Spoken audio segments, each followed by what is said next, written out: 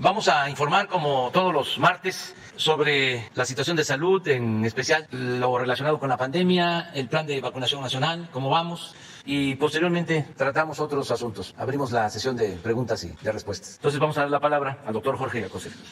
Con su permiso, señor presidente. Muy buenos días a todas y todos ustedes. Como señaló el señor presidente en el informe del tercer año del triunfo histórico democrático del pueblo de México, el Programa Nacional de Vacunación ha funcionado con eficacia y ha llegado a todos los pueblos de México. No hay que olvidar que llevamos el 37% de toda la población mayor de 18 años vacunada, y el presidente reiteró el compromiso de vacunar al menos con una sola dosis a todos los mexicanos mayores de 18 años del país para el mes de octubre. En el pulso de la salud, hoy 6 de julio iniciamos la semana 27 epidemiológica, y el doctor López-Gatell les mostrará el informe técnico del estado que guarda, así como los avances tanto en la programación, la distribución de la vacunación, guiadas, como ustedes saben, principalmente por la edad y la vulnerabilidad. La licenciada Rosa Isela Rodríguez nos informará qué sigue en la vacunación en la frontera norte después de haber concluido en Baja California y avanzar en Sonora. El canciller Marcelo Ebrard mostrará las dosis de vacunas recibidas y las próximas a recibir, y finalmente el general secretario Luis Crescencio Sandoval nos explicará los elementos de la logística que aseguran la llegada de las vacunas al sitio de su aplicación, lo que permitió vacunar a 3.394.082 mexicanos la semana pasada. Hugo, por favor.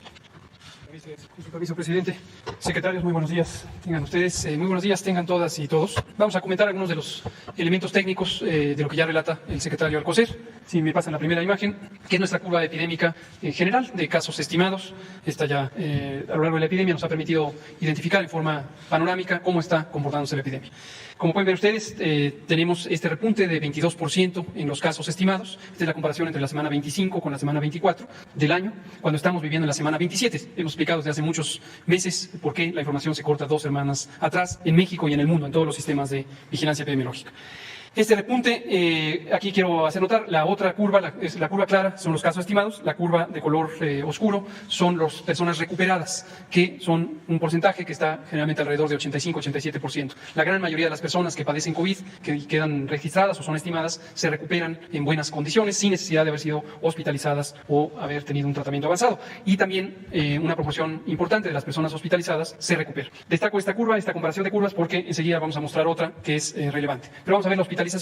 Una de las cosas que es notoria en México y en el mundo, ya la comentábamos aquí mismo el martes pasado, es que aun cuando existen estas terceras oleadas, estos repuntes, estamos teniendo casos, pero la hospitalización y las defunciones no crecen a la misma velocidad. Crecen de una manera mucho más controlada en la medida en que la vacuna ha hecho su efecto.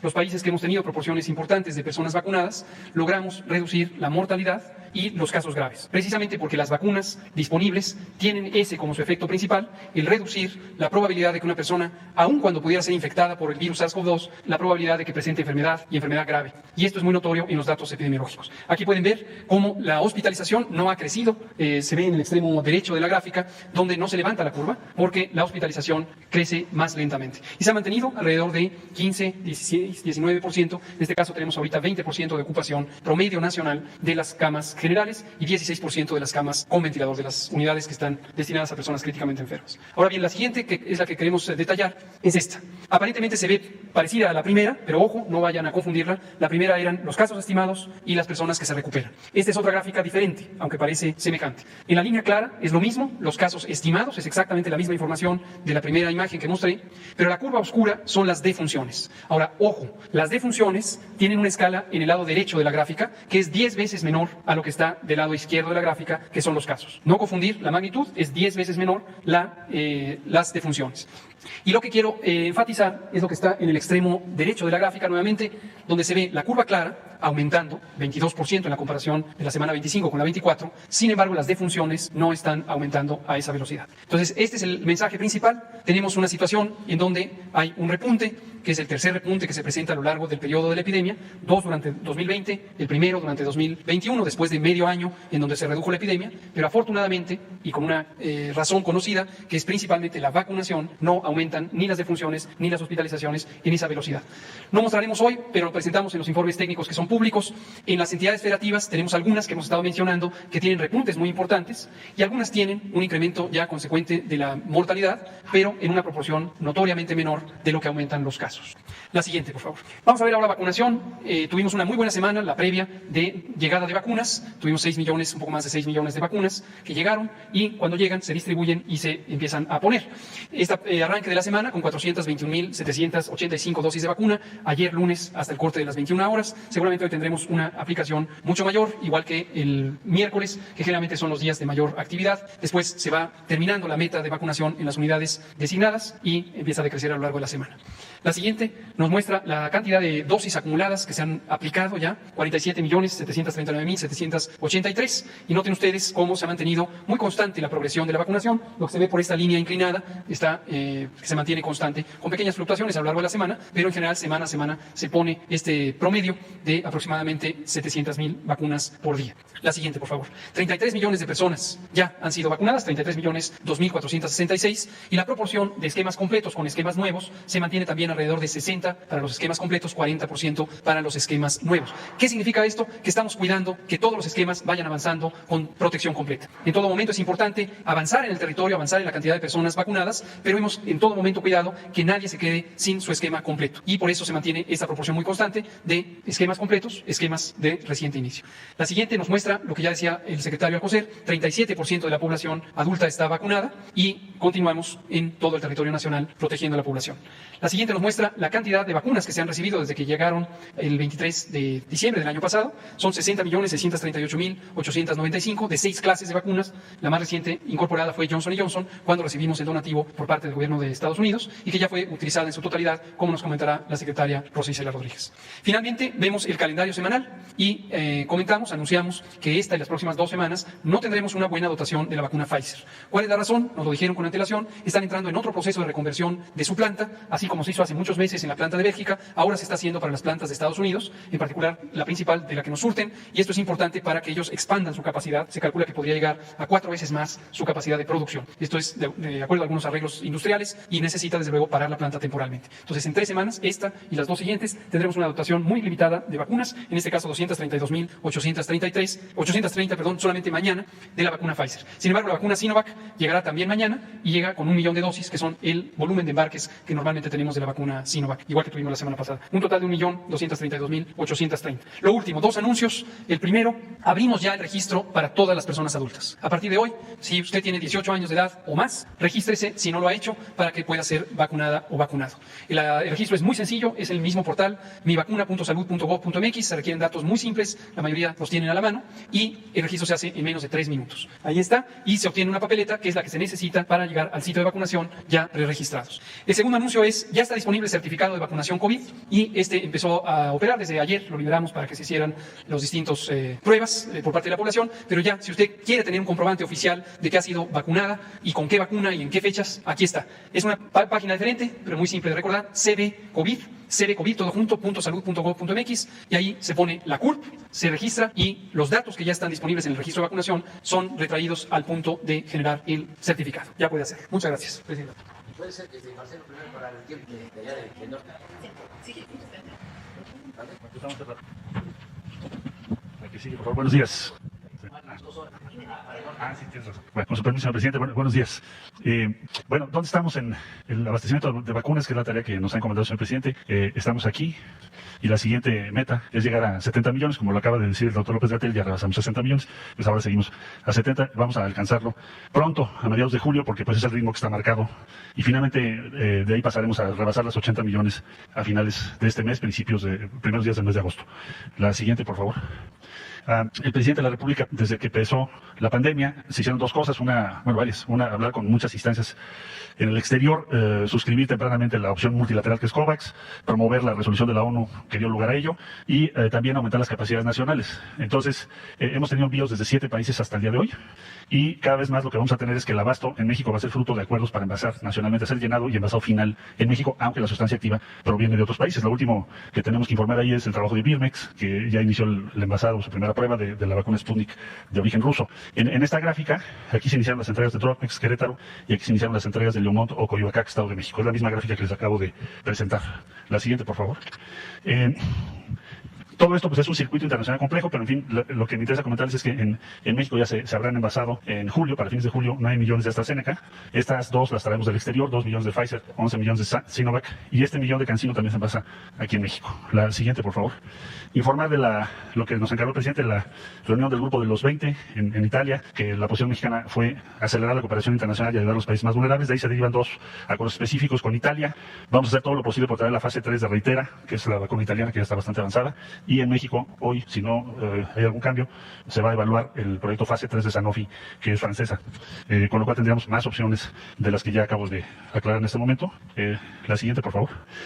México está en un circuito internacional, ya sea que estemos trayendo sustancia activa de otros países o que estemos importando las vacunas terminadas, que también nos obliga a no interrumpir el circuito. Es decir, nosotros también tenemos que aportarle a otros países para que ese circuito virtuoso funcione. Si en algún lugar se para, pues entonces ya no funciona, no llegaría a todos los países el acceso a la vacuna. Entonces son los países con los que el presidente nos ha pedido que se hagan diversas donaciones de qué vacunas son dosis de AstraZeneca producidas con sustancia activa hecha en Argentina y envasadas y finalizadas en nuestro país. Entonces son Paraguay, hasta este día hemos mandado a Paraguay, Belice, Bolivia, El Salvador, Honduras, Guatemala y Jamaica en el Caribe. La que sigue, por favor. Y este sería el estado al día de hoy. Gracias. Con permiso, señor presidente. Bien, vamos a informar sobre la distribución de las vacunas. Durante el martes, miércoles, jueves y viernes de la semana pasada estuvieron arribando aquí a la Ciudad de México una serie de vacunas, la Pfizer, la Sputnik, también la AstraZeneca y la CanSino también que estuvo disponible, de la que se está produciendo en Querétaro. Todas estas vacunas, lo que es Pfizer y Sputnik, fueron concentradas a Incan, la Pfizer, la Sputnik a Birmex, acá en Popotla, la AstraZeneca y la CanSino a Birmex, Cuautitlán, Izcalli. En total fueron 5.165.420 dosis. Se notificaron y estuvieron listas para distribución 4.602.930 dosis. Estas entre jueves, viernes y sábado se hizo la distribución a los estados. Tenemos por vía aérea 1.117.650 dosis que se distribuyeron a 7 estados, a 7 entidades federativas, aprovechando las 4 rutas que integró la Fuerza Aérea Mexicana. La ruta aérea número 1 para cubrir Baja California y Baja California Sur, la ruta 2 Sonora, la 3 Sinaloa y Chihuahua, la ruta 4 Oaxaca y Yucatán. En la distribución terrestre realizada entre viernes y sábado se distribuyeron un total de 3.485.280 dosis. Se organizaron 7 rutas en donde acudieron las entidades federativas por sus vacunas y fueron la Ciudad de México, Estado de México, Hidalgo, Tlaxcala, Puebla, Morelos y Querétaro. Y se organizaron 5 rutas para atender a 15 estados. La ruta 1, Michoacán, Jalisco y Colima. La ruta 2, Guanajuato, Aguascalientes y San Luis Potosí. La ruta 3, Coahuila, Nuevo León y Tamaulipas. La ruta 4, Zacatecas, Durango, Nayarit. La ruta 5, Veracruz, Chiapas y Tabasco. Todas ellas dando seguridad, Guardia Nacional, Ejército Mexicano y Armada. Adelante, por favor. En total, el resumen de las actividades realizadas jueves, viernes y sábado para este abastecimiento de vacunas fueron las 4.602.980 dosis, por vía terrestre 3.485.280, por vía aérea 1.117.650. Se atendieron 29 entidades federativas, se materializaron 26 rutas terrestres de abastecimiento y escoltas de seguridad se integraron 39. Como ya mencioné, con Guardia Nacional, Ejército y Armada. En las rutas aéreas fueron 4 rutas y se inició desde las 10:30 de la mañana y terminó a las 8 de la noche.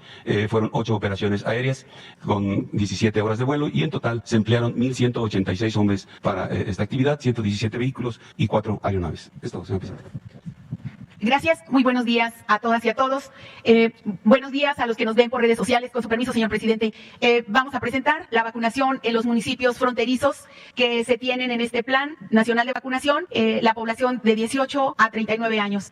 Informar primero que ya se concluye el día de hoy, por favor la siguiente, con la vacunación en Sonora. Hoy es el último día en los municipios fronterizos del estado de Sonora. Hasta el día de ayer se aplicaron 199,304, casi 200,000 dosis, a igual número de personas en los centros de vacunación. Aquí está por municipio las dosis totales aplicadas en Altar, en San Luis Río Colorado, en Sonovita, Puerto Peñasco, Cananea, Naco, Santa Cruz, Sari, Agua Prieta, Caborca, Pitiquito y Nogales. Este es el número que se llevaba hasta el día de ayer. Recordarles, adelante, a los vecinos de Agua Prieta y de Nogales que los que faltan pueden acudir a los centros. El día de hoy finaliza la vacunación en estos municipios fronterizos de Sonora, y decir que se hizo la vacunación al 70% de la meta de la población objetivo de los 12 municipios, y decir que estas 200,000 se suman a las más de 1,200,000 dosis en los 6 municipios de Baja California, también municipios fronterizos que se aplicaron en las últimas 2 semanas. La primera semana fue en Baja California y hoy terminamos en Sonora, como decíamos. Queremos agradecer mucho la colaboración del Seguro Social, de la Secretaría de Bienestar, de la Secretaría de Marina, la Secretaría de la Defensa Nacional, el DIF, y la colaboración del Gobierno del Estado a través de la Secretaría de Salud. Hoy, en fin, quedan estos 2 centros de vacunación abiertos en Sonora, en Agua Prieta, en el Centro de Usos Múltiples y en Rusvallo Plaza Municipal, así como en Nogales, en el Instituto Tecnológico de esa localidad. Adelante. Decir que el jueves 8 de julio, pasado mañana, continuamos la jornada de vacunación en los municipios fronterizos del estado de Chihuahua, cubriendo la primera etapa, por instrucción del señor presidente, Ascensión, Coyame del Sotol, Janos, Manuel, Benavides y Ojinaga. Esta primera etapa comprenderá del jueves al sábado 2 de julio. Vamos a estar, aquí tenemos una meta de aplicación de las primeras 20,000 vacunas. Si terminamos antes, podríamos estar viendo la disponibilidad para continuar con los siguientes municipios. Si tenemos vacunas, inmediatamente continuamos en Juárez, en Prajeris de Guerrero y en Guadalupe. Vamos a esperar la llegada de algunos cientos de miles y vamos a continuar con la vacunación en todo el estado de Chihuahua para este jueves, para toda la zona fronteriza del estado de Chihuahua. Hay que decir que tenemos que agradecer mucho a la población por su participación, por su orden, y seguir invitando el día de hoy en Agua Prieta y Nogales. Muchísimas gracias. Certificado de vacunación. Deberás entrar a la página https://cbcovid.salud.gov.mx. Al ingresar al sitio deberás poner la CURP. Luego de ingresarla, se te notificará que la información fue enviada al correo registrado anteriormente. Dentro del correo habrá 2 ligas. Deberás dar clic en la primera para ver tu certificado de vacunación. Si al consultar la información te das cuenta de que existen errores en los datos de vacunación, deberás dar clic en la segunda liga para hacer el reporte de los errores. El sistema te pedirá que llenes los datos requeridos y que adjuntes la papeleta de vacunación. Una vez completados los campos, deberás dar clic en enviar. La política nacional de vacunación es ajena a cualquier partido político. Queda prohibido el uso para fines distintos a los establecidos en el programa. Gobierno de México. Muy bien. Bueno, en resumen, continúa el programa de vacunación.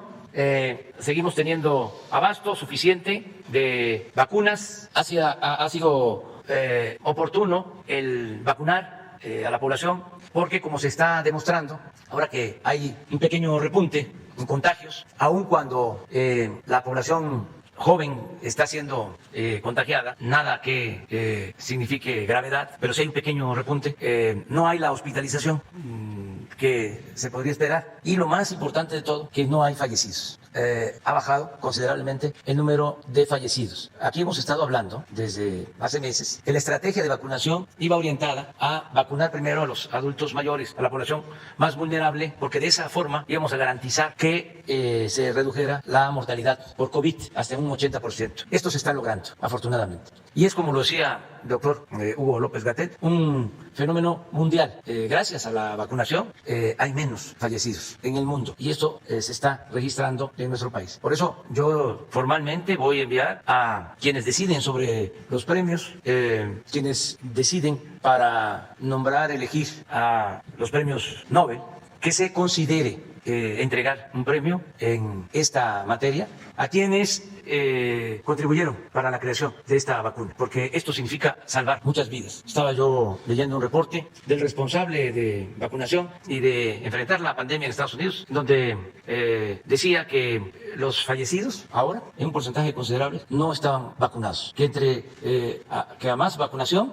menos fallecimientos. Y es un llamado urgente a que todos nos vacunemos. Y es lo mismo que hacemos en México. Tenemos que seguir vacunándonos para protegernos, porque se está demostrando que si estamos vacunados, estamos protegidos. No dejan de haber casos en donde con una dosis, incluso con las 2 dosis, hay contagio o puede perder la vida una persona. Pero es algo excepcional, no es la regla, porque a veces se magnifica esto, ¿no? Para transmitir el mensaje de que no sirve la vacuna. Eso no es cierto. La vacuna es muy importante. Eso hay que tomarlo en consideración. Bueno, esa es mi reflexión.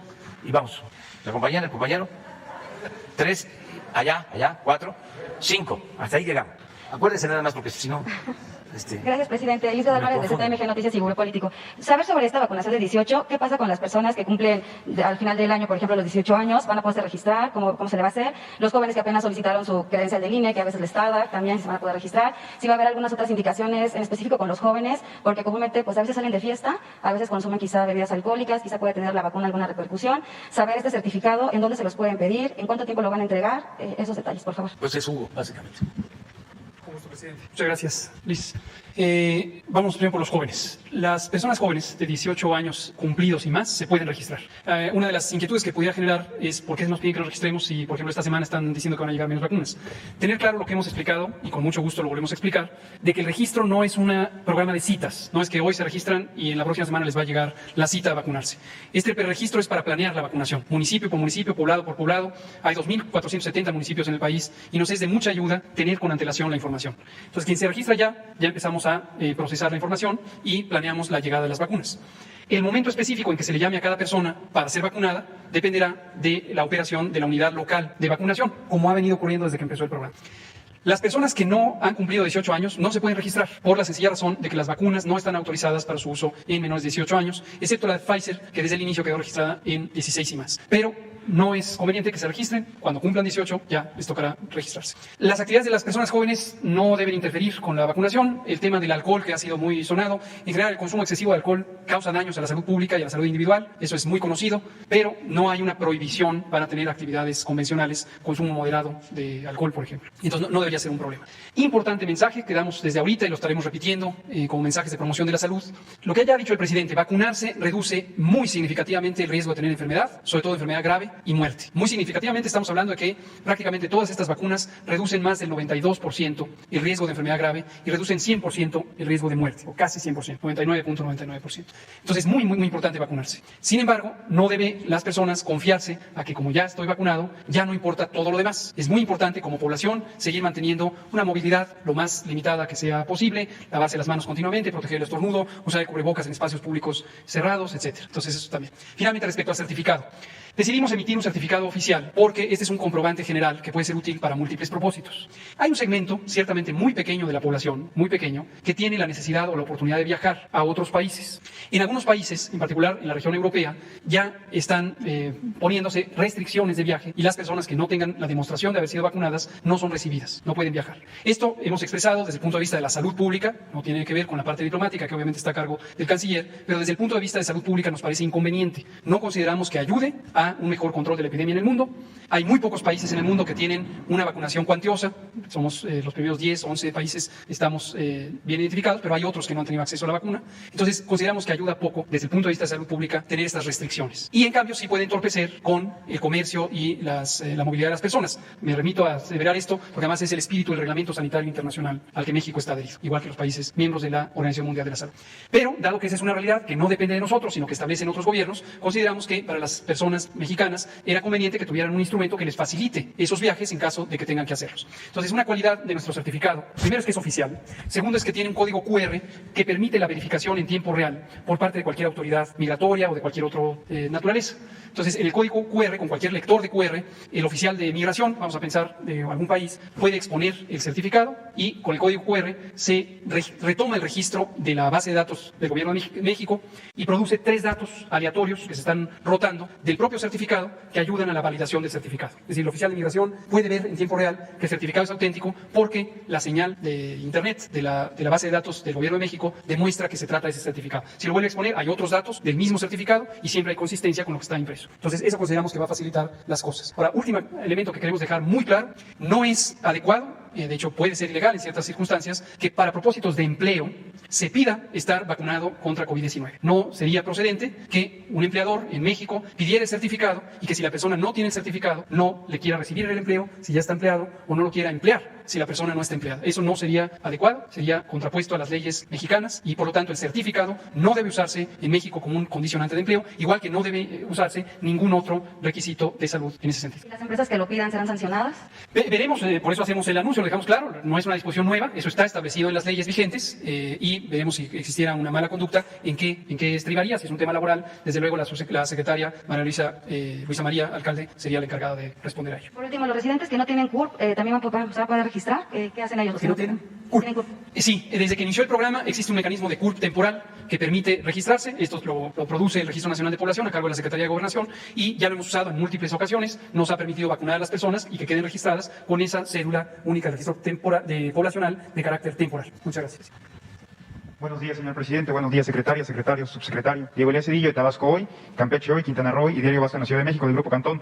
Señor presidente, en atención al anuncio que usted hizo anteriormente sobre postular a los científicos mexicanos o a las personas que estuvieron detrás de la creación de la vacuna COVID-19, quiero pensar que era la vacuna patria, para el premio, para ser postulados al premio Nobel, y a raíz también de los sucesos que se han dado en distintos países, ergo Uruguay y también en España, en Madrid, sobre la creación de un monumento a las personas que lamentablemente han perdido la vida por COVID-19, mi pregunta sería, señor presidente, si el gobierno de México tendría alguna estrategia o tiene pensado en algún futuro a corto o a mediano plazo la creación de un monumento para honrar a todas las personas que han perdido la vida y a su vez para conmemorar lo que significó esta pandemia para el país. Tengo entendido en el Instituto Mexicano del Seguro Social, aquí en la Ciudad de México, existe un muro COVID, este muro es Muro Corazón y Vida. En consecuencia, a lo mejor bajo esta premisa, ¿se tendría pensado la creación de un monumento para conmemorar a las personas fallecidas, presidente? Gracias. Bueno, la propuesta que estamos haciendo es de carácter internacional, incluye a científicos, a directivos, a quienes han contribuido,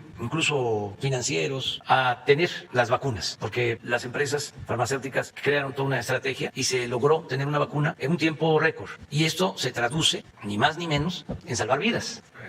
El resultado es ese. Entonces sí amerita un reconocimiento para que se considere en los candidatos a premios Nobel a científicos o a grupos que hayan participado en la elaboración con calidad y a tiempo de esta vacuna. Porque en la historia, pues los especialistas saben que no se había logrado hacer elaborar una vacuna en tan poco tiempo. Y esto nos ha dado alivio a todos. También lo de estar recordando a quienes lamentablemente perdieron la vida por COVID, pues tenemos que seguirlo haciendo, homenajeándolos. Yo cada vez que tengo un acto, siempre hay un minuto de silencio en recuerdo a las víctimas de la pandemia y también como un abrazo de solidaridad con sus familiares. Y hay que seguirlo haciendo, porque pues no se trata de números, no es un asunto cuantitativo, se trata de amigos, conocidos, muchos mexicanos, mujeres y hombres que perdieron la vida por esta terrible pandemia. Entonces tenemos que seguir abrazándonos todos y haciendo también lo que nos corresponde para que se salven vidas, porque así como han fallecido miles de personas, así también se han salvado muchos y vamos a seguirlo haciendo porque es nuestra responsabilidad. Perfecto, presidente, gracias. Y ahora, nada más a manera de preámbulo, este fin de semana retomé una lectura que tenía hace mucho tiempo, no por concluida. Es un libro del exgobernador tabasqueño, don Enrique González Pedrero, el cual se titula La riqueza de la pobreza. En este libro, al finalizarlo, viene una frase muy emblemática con base en una fábula de Esopo que era Igros Ixaltus, que quiere decir es aquí, salta aquí. En consecuencia, con base en esto y a su vez aunado al informe que usted brindó el día jueves en conmemoración al tercer aniversario del triunfo que se dio en las elecciones pasadas, ¿consideraría usted, presidente, que el salto que hace falta o que hizo falta en México se dio ese día en las elecciones? Y si bajo esa premisa, ¿cuáles serían los retos que aún considera usted tendrían pendiente su gobierno, si le daría tiempo de concluirlos y si estarían sentadas ya las bases para tener un cambio en el futuro del país? Gracias, presidente. Miren, voy a aprovechar tu pregunta para informar que ya he avanzado en escribir un libro. Ya estoy por terminar la primera versión, el borrador. Son 4 capítulos. Ya estoy terminando. El tiempo que me queda libre lo estoy dedicando a eso. Escribo en los vuelos, escribo en los hoteles, escribo donde puedo. Cada vez que hay posibilidad de hacerlo. Y les adelanto que los 4 capítulos dan respuesta a tu pregunta. Primero es, ¿qué hemos hecho hasta ahora? ¿Qué se ha hecho? Y tiene 2 vertientes. Por eso hablo de 2 capítulos. ¿Qué hemos hecho en política interna y qué se ha hecho en política exterior? Porque es muy importante lo realizado en política interna. Incluso yo sostengo que no se puede ser candil de la calle y oscuridad de la casa. Y para ser respetados afuera, tenemos que entregar buenas cuentas, primero a nuestro pueblo. Entonces es la política interna. He llegado a decir que la mejor política exterior es la interior. Si hacemos bien las cosas en México, no hace falta estar viajando mucho para darle credibilidad o seguir acrecentando el prestigio de México en el extranjero. Eso solo se difunde. Si estamos bien, se enteran en todos lados. Si estamos mal, lo mismo. Entonces, por eso, la política interna. Yo llevo más de 2 años y medio y solo he salido en una ocasión del país. Y es un día y regresé. Entonces, política interna. Lo segundo, política exterior, que ha representado un apoyo fundamental a nuestra política interna. El que se haya firmado el Tratado de Libre Comercio nos está ayudando mucho. Si no hubiésemos logrado que se firmara el tratado, que se restableciera el tratado con condiciones distintas, porque se toma en cuenta lo laboral y otros aspectos que no se consideraban, pero si no lo hubiésemos logrado, tendríamos problemas. Ahora, por el tratado, México es de los países más atractivos en el mundo para invertir. Tenemos la garantía de que no va a faltar de inversión extranjera. Somos el principal socio comercial de Estados Unidos y cada vez es mayor el crecimiento de nuestras exportaciones. Y esto significa empleo, significa bienestar, divisas, crecimiento económico. Entonces, ¿cómo logramos eso? En ese segundo capítulo explico, entre otras cosas, cómo fue la relación con el presidente Trump. ¿Se acuerdan ustedes que una vez vino un periodista brasileño y que preguntaba cómo se había dado una relación pues respetuosa cuando se apostaba a que íbamos a confrontarnos, que íbamos a chocar? Y no fue así. Entonces ahí explico los pormenores de esta relación y otras acciones que se han tomado en el terreno de la política exterior. El tercer capítulo es muy interesante. Está dirigido a reflexionar sobre el comportamiento de nuestros adversarios. Cómo se ha conformado en México un bloque conservador, reaccionario, que ha querido detener el proceso de transformación. Ese es un buen capítulo, porque hablo de los grupos de intereses creados, los grupos de presión, la relación con los medios de información y los partidos de oposición, todo lo que se ha generado de manera natural porque estamos llevando a cabo una transformación. Siempre que hay un proceso real de transformación, pues se produce una reacción. De ahí que se hable de reaccionarios, de ahí viene el término, el concepto. Hay textos, no muchos, pero sí Gastón García Cantú tiene un compendio que recomiendo de documentos sobre el pensamiento de la reacción en México, pensamiento reaccionario en el país. Desde la independencia, cómo se han comportado los grupos reaccionarios, conservadores. Y el último capítulo es cómo estoy viendo el futuro, que espero para finales del gobierno, aclarando de que voy a pasar todavía la prueba de la revocación del mandato, que sinceramente no me preocupa mucho, porque yo le tengo mucha fe al pueblo de México y siempre me han ayudado, me han apoyado, me han respaldado. Estoy más preocupado por la ciencia y la naturaleza, por mi estado de salud, por todo lo que podemos padecer los seres humanos, todo lo que no esté en nuestro control. Pero si llego a finales de septiembre del 24, quiero, y eso es lo que planteo en el libro, pues haber contribuido a un México, a lograr un México pues más justo, más igualitario, más fraterno, pacífico y además con mucho prestigio en el concierto de las naciones. Entonces, pero ahí describo lo que estoy pensando hacia adelante. Vamos estoy terminando el borrador, voy a dedicar todo este mes a la revisión y espero entregarlo a la editorial en agosto. Ahí siempre hay un regateo, que la editorial pide tiempo y pues no se tiene tanto. Quiere que se le dé bastante tiempo para la impresión. Entonces espero entregarles la primera semana de agosto, finales de agosto, para que esté el libro al día 1 de septiembre, que es el informe, el tercer informe. Y estaremos a la mitad del tiempo. Faltarían 3 años para concluir la administración. Entonces, ya te contesté. Muy buenos días, señor presidente. Miguel Arzate, del Sistema Público de Radiodifusión del Estado Mexicano, Canal 14. Preguntarle, señor presidente, ¿cómo fue la reunión que tuvo el día de ayer por la noche con la delegación de senadores estadounidenses que estuvieron aquí en Palacio Nacional? ¿Cuál fue el tema de convocatoria para los senadores? ¿Nos pudiera platicar cuáles fueron los temas más importantes que se reunieron? Y sobre todo, ¿cómo fue el ambiente de esta reunión? Bueno, es una reunión con una comisión del Senado de Estados Unidos muy importante porque son senadores del Partido Republicano y del Partido Demócrata, que nos pidieron una conversación para conocer nuestros puntos de vista sobre distintos asuntos bilaterales, sobre todo. Fue una reunión muy cordial, amistosa. Los temas, pues el desarrollo de la región, creo que fue un tema muy interesante. Cómo fortalecer a América del Norte y a nuestra América frente al avance de otras regiones del mundo, el avance económico, el avance comercial. Cómo integrarlos con respecto a nuestras soberanías para potenciar todo lo que se tiene en América, recursos naturales, fuerza de trabajo, tecnología, inversión, mercado interno, para equilibrar, que no se quede rezagada América ante el avance evidente, notorio de Asia. Ese fue un tema interesante. El tratado, que tiene que ver con lo mismo, ellos están convencidos de que es necesario para los dos países, indispensable para los dos países. No hay conflictos de aranceles, de ninguna medida que impida que podamos importar y exportar libremente. Esto ayuda mucho. El que, por ejemplo, nuestros agricultores que se dedican a la producción comercial, a la exportación, no tengan ninguna barrera arancelaria o algún obstáculo que tenga que ver con la sanidad vegetal, animal. No hay embargos de por medio. O sea, es muy buena la relación comercial. También hablamos de abrir por completo la frontera lo más pronto posible. Se agradeció lo de la entrega de las vacunas, se les informó sobre cómo se han aplicado, cómo ya en Baja California, estamos igual que en California, en vacunación, ahora ya, de acuerdo al informe de Roseciela, hoy concluimos ya la vacunación en Sonora, vamos a Chihuahua, luego a Coahuila, luego Nuevo León y Tamaulipas. Entonces vamos a terminar, vamos a usar la vacuna Pfizer para terminar de vacunar en toda la franja fronteriza y poder abrir lo más pronto posible.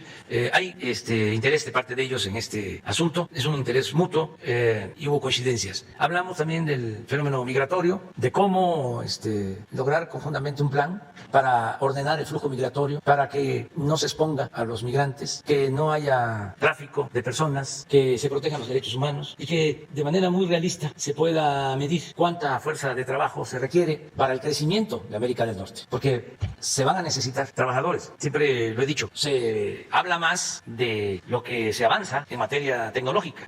Se habla de la automatización, de la robótica, del desplazamiento de la fuerza de trabajo. Sí, pero eso lleva tiempo. Se van a seguir necesitando trabajadores y eso se tiene en América y sin el trabajo no se hace nada, no se logra nada. La riqueza se produce con el trabajo, no es nada más el capital. Entonces, ¿por qué no regularizar la importancia que tiene la fuerza de trabajo en lo productivo? Y en fin, tratamos varios temas, fue muy buena conversación. ¿Se habló de la compra de la refinería Deer Park? No, eso no, y no va a haber problema, es cosa de buscar al senador que hizo este planteamiento y explicarle y convencerlo con argumentos. No hay ningún problema. Sigue firme la compra de la refinería de Texas. Y en un segundo tema, señor presidente, aprovechando la presencia del secretario de Relaciones Exteriores, preguntar si México está interesado en la vacuna de origen cubano, Airos Abdalá y Soberana 2.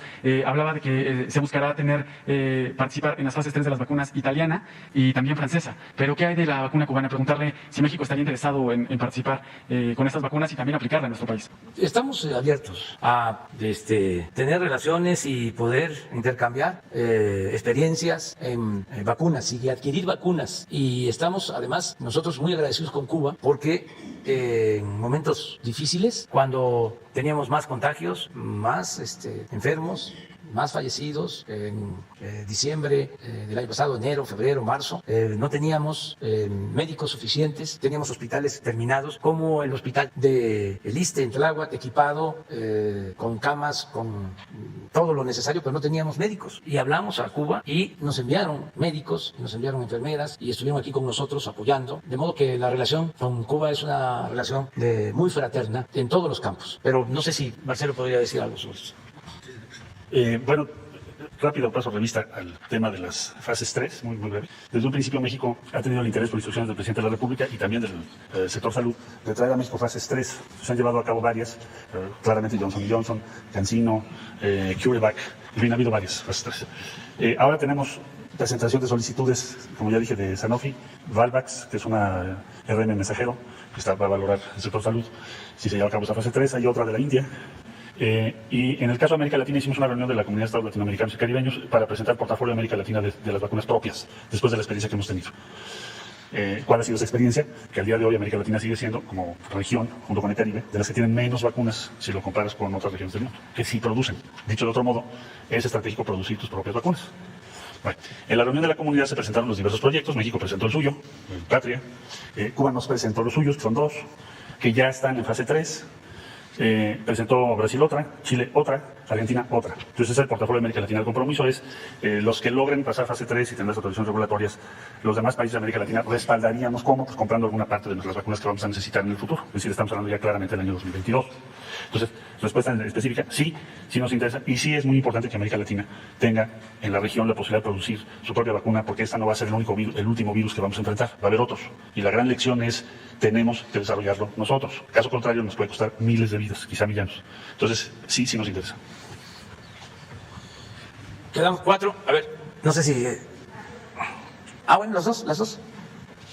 Gracias, presidente. Buenos días, Daniela Escobar, de Tiempo TV. Preguntarle, este año se cumplen 10 años de la masacre en Allende, Coahuila, donde, de acuerdo con pobladores, desaparición de 300 personas. Es un tema que, pues ya se ha planteado incluso aquí. Usted incluso había mencionado que la investigación seguía abierta. Y aprovechando que está aquí el secretario de la Defensa Nacional, una investigación apenas hace unos días, reciente, de la revista Proceso, informaba que precisamente, pues es el secretario, el general secretario, quien en aquel momento estuvo a cargo de la guarnición que estaba en Piedras Negras y que tuvo conocimiento casi inmediato de estos hechos. Quisiera ver la posibilidad de preguntarle al secretario qué fue lo que sucedió en aquel momento, si se dio vista, si se tuvo conocimiento y si en efecto van a continuar las investigaciones en este sentido, presidente. Gracias. Primero la primera. Sí. Eso sucedió hace 10 años, más o menos, ¿no? 10 años. ¿Quién era gobernador? Ahí estaba Moreira, precisamente. Moreira. ¿Cuál de ellos? Era Humberto. Moreira. Humberto. Sí. Se dio en una situación de mucha inestabilidad política, pero sobre todo de mucha violencia en Coahuila. Estos lamentables hechos. Pero ¿podría el general explicar? Bien, sí, efectivamente, en el 2011, con fecha 1 de marzo, yo tomo oficialmente posesión de esa guarnición. Llego días después, esto sucede, lo que usted menciona, el día 18. Prácticamente estaba yo llegando ahí. Pero las responsabilidades de las guarniciones en aquellos momentos no eran las que ahorita se tienen. Las guarniciones militares no tienen una responsabilidad operativa, sino es una responsabilidad administrativa. Así está. De hecho, nuestro reglamento de guarniciones militares no se tenía injerencia. Yo cuando llego ahí no tenía más personal que el que estaba ahí en la guarnición, 22 elementos entre oficinistas, personal que atendía la parte administrativa de la guarnición. No había tropas para realizar operaciones, repito, porque no eran actividades o no tenía responsabilidad la guarnición en ese ámbito. Había efectivos ahí en la guarnición o en esa área de una sección, 25 elementos que pertenecían al regimiento de Musquis, Coahuila. Era la fuerza operativa que se responsabilizaba de esa área, teniendo a bastante distancia su base principal. En aquellos entonces también Coahuila, además de lo que ya mencionó el señor presidente, la presencia de tropas era sumamente reducida.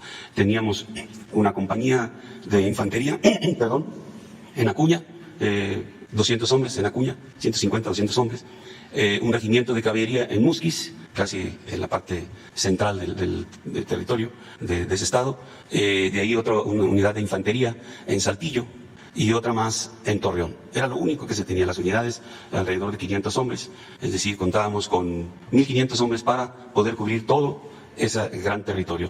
Y bueno, la presencia, obviamente, de la delincuencia en ese estado. Por esas fechas también fui designado responsable de la atención de un incendio que empieza precisamente en esas fechas en Acuña.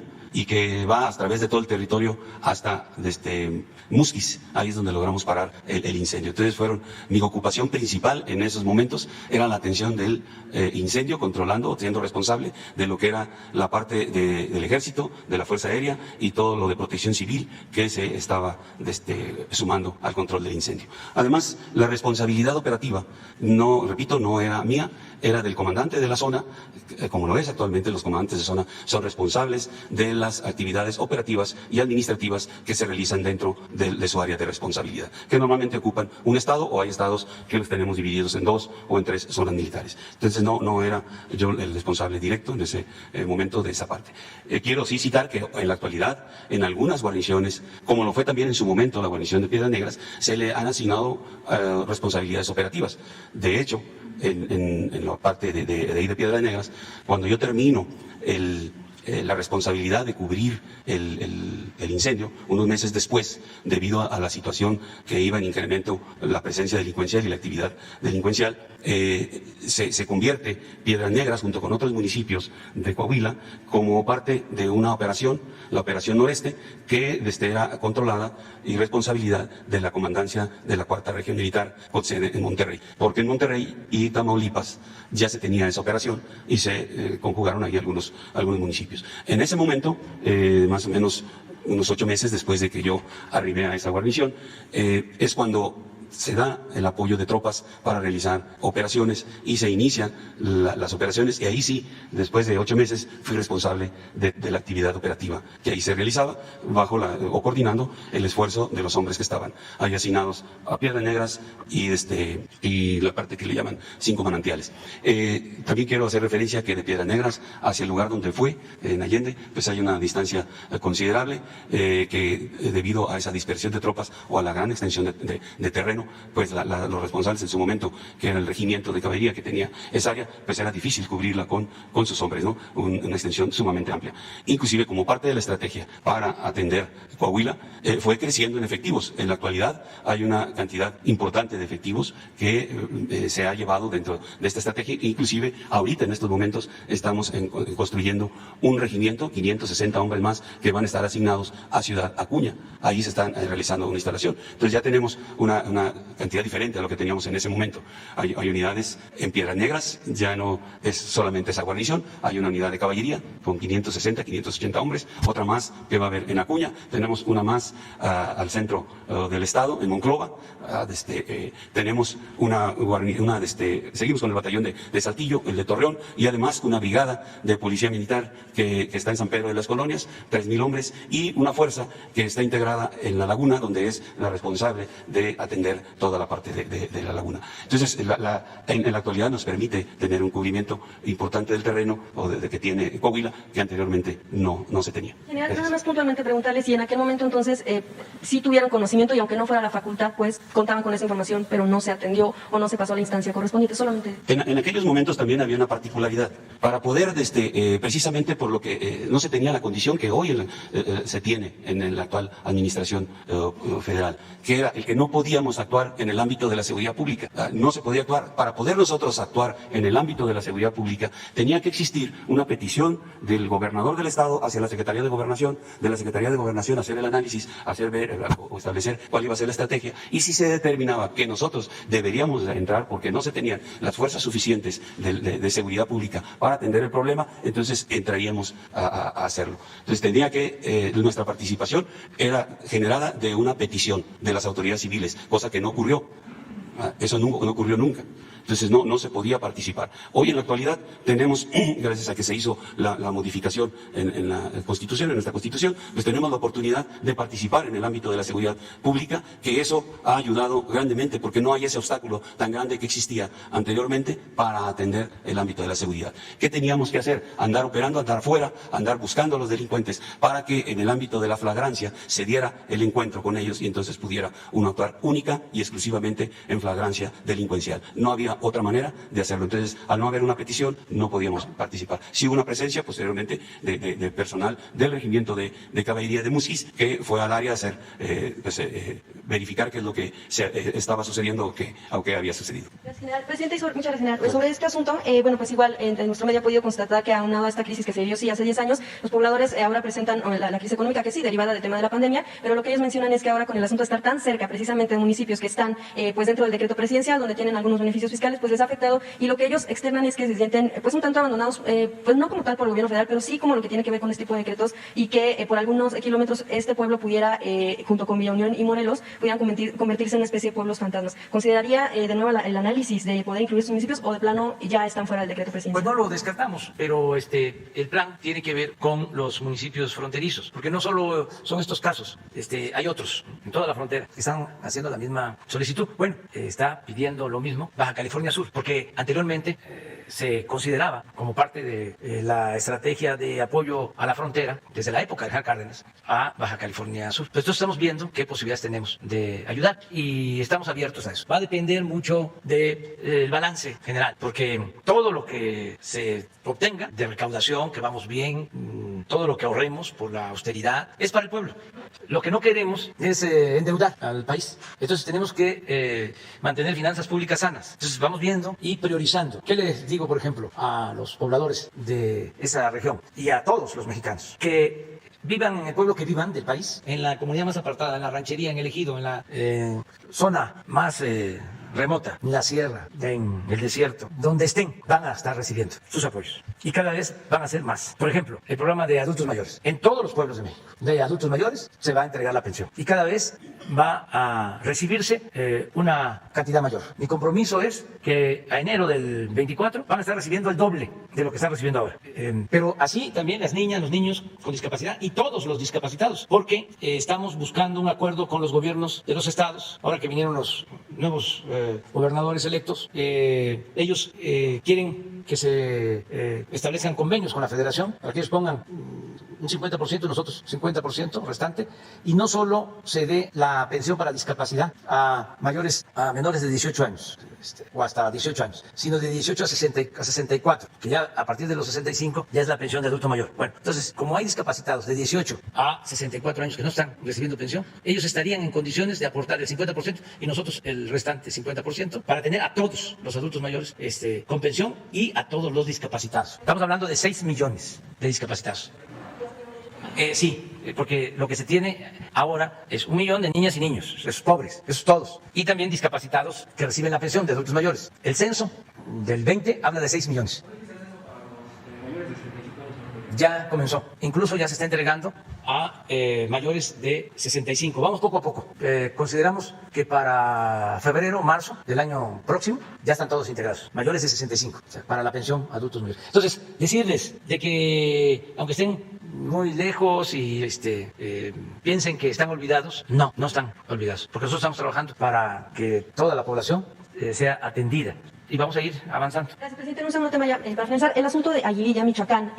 Pues no ha cesado la tensión entre la población. Bueno, primero, como hablaban ya también de grupos del crimen, esos que se están disputando el terreno, pero también de eso ha pasado a confrontaciones, de alguna manera, entre la población y militares. Sabemos que ahí también hay una base militar donde apenas hace unos días hubo un enfrentamiento donde hubo incluso balazos al aire por parte de militares, pero también por parte de pobladores el ingreso de un camión de basura a la basera. Ellos lo que mencionaban es que han optado o han querido optar por la vía pacífica, pero lo que consideran es que no han encontrado una respuesta favorable por parte del ejército, porque por ejemplo los grupos del crimen les han cortado la luz, les han cerrado los espacios carreteros, y que eso de alguna manera ya es una tensión que consideran ya no se debería soportar. Incluso algunos pues sí cuestionan que antes de empezar a decir que es cosa heredada, lo que deberían o lo que quieren ver es que el Estado actúe. Incluso el propio gobernador ha mencionado que si los militares no han actuado es por orden de usted, y que ello lo que considera es que debería haber una coordinación para que empiecen a actuar en esa zona, porque los pobladores están llamando incluso también a que usted acuda a la zona. ¿Va a acudir? ¿Cómo va a resolver esta situación en el Aguililla? Sí, primero, haciendo un llamado a la población de Aguililla y de toda esa región de Michoacán, a la gente, a los campesinos, a los productores, a los comerciantes, a religiosos, a todos, a que se ayude a conseguir la paz, que no se tome el camino de la violencia, de la confrontación, que hagamos a un lado del odio, del rencor, que llevemos a la práctica el principio del amor al prójimo, que no nos hagamos daño, no a la violencia, sí a la paz, al diálogo, y que no se dejen manipular por grupos delictivos que tienen otros propósitos, que aunque aparentan ser muy buenos y les reparten despensas o les ayudan, solo los están utilizando y que nosotros estamos en la mejor disposición de ayudarlos a toda la población, pero que no opten, que no decidan por querer resolver las cosas con violencia. Se los pide el presidente de México. Conozco el Aguaje, conozco Aguililla, conozco toda esa región y conozco al pueblo de Michoacán. Y es un pueblo bueno, un pueblo trabajador. Entonces, que no se dejen llevar, que no los enganchen, porque hay 2 o 3 grupos. Entonces, quieren apoderarse de territorios y provocar confrontación y pérdida de vidas humanas. Y nosotros no queremos eso. No queremos que nadie pierda la vida. Y aquí incluyo a todos. No quiero que pierdan la vida quienes están en las bandas delictivas. No quiero que pierda la vida a nadie. No estoy de acuerdo con la vía violenta. Soy pacifista. Y aunque se burlen, porque tengo una razón de fondo, aunque se burlen, voy a seguir diciendo: abrazos, no balazos. La paz es fruto de la justicia. No se puede enfrentar la violencia con la violencia. No se puede enfrentar el mal con el mal. No se puede apagar el fuego con el fuego. Ya se abrió una mesa de diálogo, pero con mucha claridad también les digo: no puede dejarse sin protección a la población. Tiene que seguir el Ejército y la Guardia Nacional, porque si no, se convierte en terreno de nadie o de quien se impone mediante la violencia y somete, y eso no lo vamos a permitir. El Estado tiene como función básica garantizar la paz y la tranquilidad. No le vamos a dejar, como antes, el que garanticen la paz los grupos de autodefensa. Eso no, eso fue un grave error que causó muchas vidas. Eso ya no se acepta y estamos buscando el diálogo. Y están muy interesados nuestros adversarios, muy interesados en la provocación, en que caigamos en la trampa de la provocación, de la violencia, porque quisieran mancharnos, quisieran poder decir: es lo mismo de antes. No, yo no soy Peña, ni soy Felipe Calderón. No soy partidario del mátanos en caliente. No soy partidario de masacres. No soy partidario de torturas. No soy partidario de la asociación delictuosa que se daba entre delincuencia y autoridades. Somos distintos. Entonces, hay mucho interés. O sea, vivimos asediados porque son temporadas es una temporada de canallas, temporada de sopilotes, de quienes quisieran que fracasáramos. Pero no, tenemos ideales, tenemos principios y vamos a seguir adelante y vamos bien y vamos a cuidar, nada más, no caer en ninguna provocación. Y al mismo tiempo, qué bien que tenemos esta posibilidad de comunicarnos con la gente, porque yo estoy seguro que en Aguililla van a tenernos confianza y vamos a seguir con el diálogo hasta llegar a acuerdos, pacificar no solo Aguililla, todo el país, cuando se actúa de buena fe. Ahora que hablas de Coahuila, no se me va a olvidar nunca lo que vi de un video. A lo mejor nos va a costar mucho trabajo conseguirlo, pero sería muy bueno, un fragmento de Moreira en el gobierno de Calderón. Llega, él lo explica, a ver, consíganlo. No, espérame, es que es interesantísimo. O sea, es que todo esto ayuda porque si no, dice Humberto Moreira que llega Felipe Calderón a una gira a Coahuila para, si no lo encuentran ya ahorita lo relato, y le dice que si cómo estaban las cosas, y le pregunta por una persona supuestamente vinculado a la delincuencia, por uno o por dos, por un jefe de un grupo de delincuentes, y que le responde Calderón, le dice palabras más, palabras menos, lo vamos a alinear, a ver si cuando se escuche el video, cuál fue la palabra que usó. Y dice Moreira: me diste miedo, Felipe. Para que le haya dado miedo Felipe a Moreira, imagínense cómo eran las cosas en ese tiempo. Entonces ya no es lo mismo. ¿Y por esa razón no actuará el Ejército en Aguililla con las mesas de negociación? Para buscar que se logre un acuerdo y se evite la violencia, la confrontación, porque hasta se podría decir, es entre ellos. Antes así se decía, como si no fuesen seres humanos. Sí, hay muchos homicidios, pero es entre ellos, es enfrentamiento entre ellos. Sí, puede ser enfrentamiento entre ellos, pero nosotros tenemos la obligación, como está, de proteger la vida de todos. ¿Cuándo va a Aguililla, presidente? Voy a ver cuándo puedo ir. Y también no voy porque no quiero hacerle el caldo gordo a la prensa amarillista y a nuestros adversarios. ¿Se imaginan? Si voy a estar en eso, híjole, el Reforma y el Universal y las televisoras y todos, hablando nada más de eso. Estoy pendiente, estoy atento, estamos actuando, pero pues no me estoy chupando el dedo. Por algo soy el presidente de más edad en la historia de México. Hasta lo dicen mis adversarios y hasta les concedo razón. Ya estoy chocheando. ¿Qué tal a todos? Buen día, presidente. Soy Fabiola Martínez, del periódico La Jornada. Regresando al tema de salud, quisiera preguntarle si ante este repunte que están mencionando, ¿se planea algún cambio en la táctica o en la estrategia para evitar precisamente que se agrave o que se pueda hacer más difícil esta situación?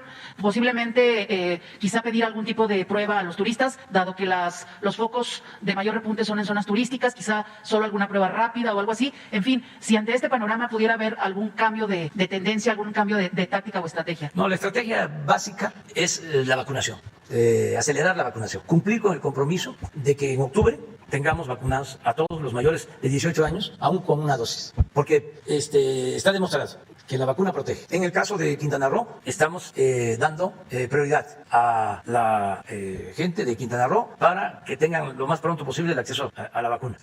Baja California Sur, lo mismo, y ya estamos avanzando. Nos preocupa y estamos atendiendo, y no es que esté creciendo el número de contagios, sino que por alguna razón se nos fue quedando Chiapas en vacunación. Entonces ayer tomamos la decisión, y aprovecho, porque estas conferencias de prensa son como reuniones de trabajo, son acuerdos. Aprovecho para informarle a la población de Chiapas que se va a intensificar la vacunación, porque se nos quedó rezagado el estado de Chiapas. Ayer di la instrucción para que Zoé Robledo se haga cargo del plan de vacunación en Chiapas y podamos ponerlo a Chiapas igual que al resto de los estados. Porque miren, pones la gráfica de estados vacunados y esto es lo que estamos haciendo. Aun cuando en Chiapas no tenemos rebrotes, como sí se tiene en Tabasco, se tiene en Campeche, se tiene en Yucatán, en Quintana Roo. De todas maneras, miren, 18%. Esto es muy bajo. Estamos a la mitad de la media nacional. Cuando tenemos 79% en Baja California y falta reporte. Sí. Entonces, eso es lo que estamos haciendo. Entonces, va Zoé, y aprovecho también para hacerle un llamado, porque siempre trabajamos de manera coordinada con el gobernador Rutilio Escandón Cadenas, para que nos ayude, como siempre, que trabajemos juntos, que se pongan de acuerdo, Zoé, Rutilio, los presidentes municipales, en el caso de Chiapas. Vamos a enviar vacunas suficientes. Estamos viendo que sea la vacuna CanSino, que es una dosis, porque son comunidades muy apartadas, seguramente por eso es que se quedó rezagado. También un llamado al coordinador de los programas federales para que se apliquen los siervos de la nación a este plan. Presidente, en esta estrategia que nos está comentando, ¿cómo van a asegurar el abastecimiento de vacunas? Ya nos explicaron que va a haber una pausa en Pfizer, pero está, por ejemplo, el caso de Birmex. ¿Cuál es la inversión que se va a hacer? Si ya tiene la autorización de COFEPRIS para envasar la vacuna rusa, ahí esa parte como que está pendiente de cómo se va a garantizar este abasto. Sí, miren, vamos a informarles sobre la ventaja de tener ya plantas de envase de vacunas en México. Por ejemplo, de AstraZeneca tenemos disponibles, estamos esperando nada más la autorización, más de 6 millones de dosis al día de hoy. En CanSino constantemente se están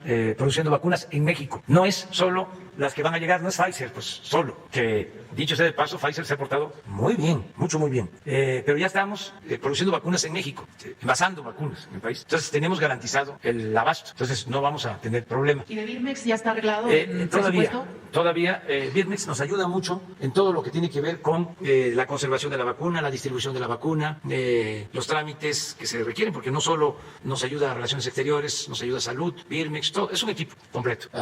Teníamos, por ejemplo, alguna dificultad para conseguir la segunda dosis de Sputnik, y ya llegó esta segunda dosis, una parte, y se espera que en esta semana llegue una segunda dotación, y eso lo hace el doctor Pedro Centeno, que es el de Birmex. Y en un segundo tema, si nos pudiera precisar de la reunión de ayer con los senadores estadounidenses, menciona que tienen interés en la apertura de frontera. ¿Cuál sería el cronograma o la estrategia para conseguir ese objetivo? Y también preguntarle por qué hace el señalamiento de Asia. ¿Ellos tienen, o usted mismo tienen, temor o alguna advertencia sobre el crecimiento de China, por ejemplo? Es que yo sostengo, y se lo he dicho a las autoridades de Estados Unidos, se lo dije al presidente Biden, se lo dije a la vicepresidenta Kamala Harris, de que nosotros queremos un equilibrio en lo económico y en lo comercial en el mundo. No queremos un desequilibrio, que crezca tanto una región del mundo, como está sucediendo en Asia, se deteriore América del Norte en lo económico, en lo comercial, y que para conseguir los equilibrios se apueste a lo bélico. Nosotros no queremos eso, ni para nuestra generación ni para las generaciones futuras. Entonces es preferible el equilibrio en lo económico y en lo comercial entre las regiones del mundo, no una hegemonía económica comercial que aliente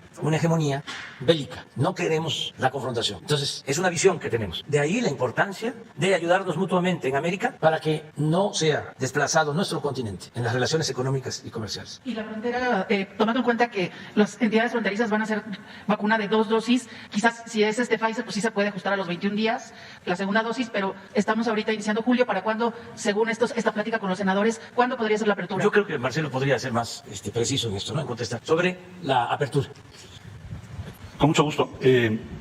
Lo que ayer les comentamos a los senadores, ya lo informó aquí el señor presidente, es cuál es el avance de México, porque la razón para las restricciones ha sido sanitaria, el origen de esas restricciones.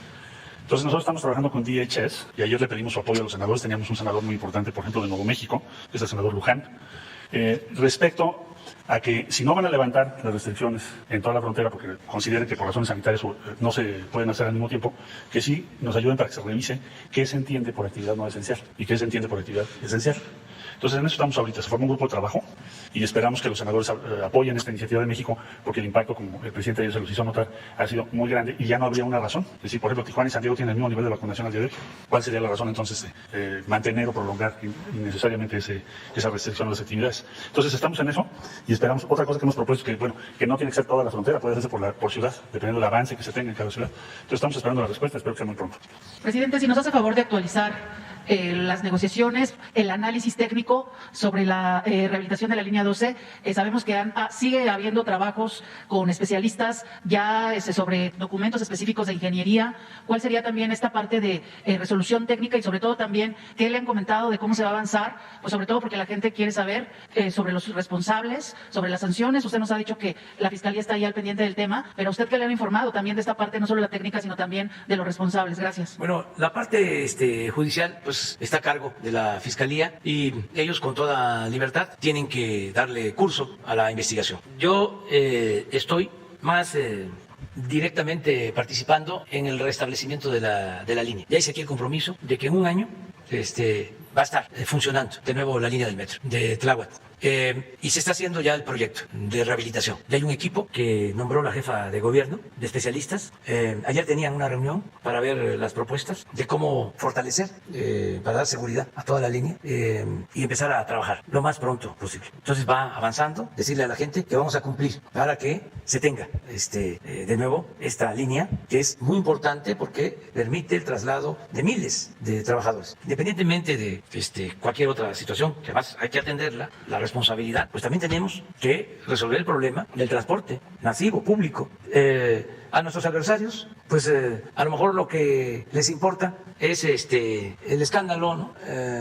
Lo sensacionalista, o el que se quede ahí en ruina, en la línea, para que estén señalando, miren, el gobierno tan ineficiente, tan irresponsable, tan malo, los medios de información, casi todos, con honrosas excepciones, porque así están, ¿no? De un amarillismo como nunca. Y como no suena lógico, pues yo creo que es porque suena metálico. Tiene que ver con el dinero, que ya no se les entrega. Pero ni modo, ofrezco disculpa. No va a haber. Soy muy cicatero cuando se trata de administrar los dineros del pueblo. Y no vamos a entregarle dinero a potentados, ni vamos a aceptar presiones de grupos de intereses creados. Aun cuando un día sí y el otro también nos ataque. Para que no estén pensando de que no vamos a aguantar y de que vamos a ir a buscar negociación. A ver, vamos a entenderlo. ¿Y cuál es la condición del trato? ¿Dinero o contratos? Como era antes, ya no. Ya ven que soy también muy perseverante. Entonces, no va a volver a haber los raudales de dinero que se dedicaban a los medios de información. No van a volver a tener la influencia que tenían los medios de información, los dueños de los medios de información, para ser contratistas y vender desde un tornillo hasta un helicóptero al gobierno. Ya no. Se terminó. Al mismo tiempo, garantía completa, absoluta de libertad de expresión. Afortunadamente, como nosotros venimos de una lucha de muchos años y hemos sido muy atacados, pues estamos preparados para salir de la calumnia ilesos. Entonces, no vamos a ceder. Digo todo esto porque no se midieron con el manejo que hicieron de lo de la línea antes de la elección. No se midieron. Fue un bombardeo único. Les tengo un dato del INE, que no sé si podamos darlo ahora. O mañana, ¿qué es? ¿Cómo se llama mañana? ¿Quién es quién? En las mentiras. Mañana. Les tengo un buen dato sobre el comportamiento de los medios en el proceso electoral. Para que no piensen, pues, que no nos damos cuenta. Y por eso qué bien que existen las benditas redes sociales. Y qué bien que podemos comunicarnos con estas mañaneras. Qué bien. Porque si no, imagínense, nos tendrían bloqueados, rodeados y nos estarían apaleando. Y nosotros sin poder decir nada, sin defendernos. Entonces, qué bien que se da este diálogo colectivo. Y vamos a continuar así. Pero no podemos alargarnos mucho también porque hay que ir a desayunar. Ahí está el de Moreira. A ver, pon. Es que es interesante lo de esto. A ver, vamos a ver lo de Moreira. Pero a ver. Y me dijiste en el trayecto, ¿qué piensa usted de estos castigos a secuestradores y narcotraficantes? Te dije, debe ser un castigo legal muy severo. Y tú me dijiste que por ti mejor deberían ser asesinados. Me quedé impactado con tu respuesta. Era la respuesta de un criminal como Victoriano Huerta. Eso eres, te pareces mucho a él. Un poco más frentón, bueno, mucho más frentón que él. Pero más loco que Victoriano Huerta. Ya cálmate, Calderón. Cuando tomes... No, yo pensaba que estaba más, fresa, ¿no, hombre?